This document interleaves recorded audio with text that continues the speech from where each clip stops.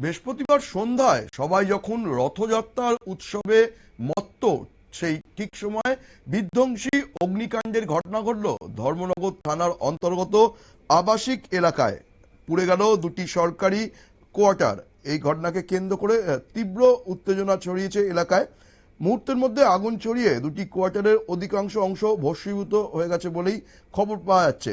খবর পেয়ে দমকল এর দপ্তরের একাধিক ইঞ্জিন দ্রুত ঘটনাস্থলে পৌঁছে আগুন নিয়ন্ত্রণে আনে।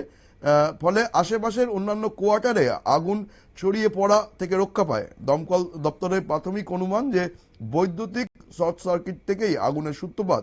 এই ঘটনায় আনুমানিক 15 থেকে 20 লক্ষ টাকার ক্ষয়ক্ষতি হয়েছে বলেই জানা যাচ্ছে।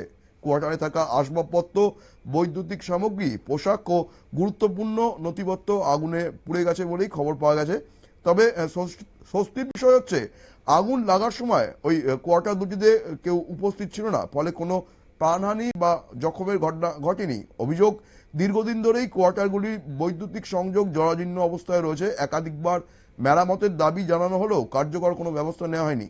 এই ঘটনার পর সরকারি আবাসনগুলোর নিরাপত্তা এবং রক্ষণাবেক্ষণ নিয়ে কিন্তু প্রশ্ন উঠছে। এই বিষয় নিয়ে কি বলছেন ঘটনাস্থলে উপস্থিত থাকা দমকল কর্মী, আমরা শুনে নেব তার বক্তব্য। নাগাদ আমরা ডিউটিতে এসে হঠাৎ করে দেখতে পেলাম যে থানার কোয়ার্টারের মধ্যে আগুন লেগেছে। একটা লোক এসে আমাদেরকে খবর দিয়েছে যে আগুন লেগেছে। যথারীতি আমরা সঙ্গে সঙ্গে যাই, দিয়ে আমরা আগুনটাকে এস্টিমেট করি।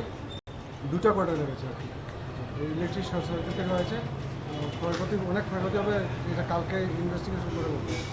ইনভেস্টিগেশন করা আছে, ধারণা করা হচ্ছে কারেন্টের short circuit, electric short circuit মোটামুটি মানে কোনো লোকের কি কোনো ধরনের কোনো ইনজুরি? এমনিতে কোনো লোকের কোনো কিছু হয়নি, ইনজুরি কেউ নেই, ঘরে কেউ ছিল না। আনুমানিক মানে কত টাকার ক্ষয়ক্ষতি হতে পারে আপনার মতে? আনুমানিক কত টাকার ক্ষয়ক্ষতি হতে পারে? 15 থেকে 20 লাখ টাকা হবেই। আমরা শুনে এলাম দমকল কর্মীর বক্তব্য। এই ঘটনাকে কেন্দ্র করে কিন্তু ধর্মনগর থানার আবাসিক এলাকায় যথেষ্ট উত্তেজনা এবং আতঙ্ক ছড়িয়েছে।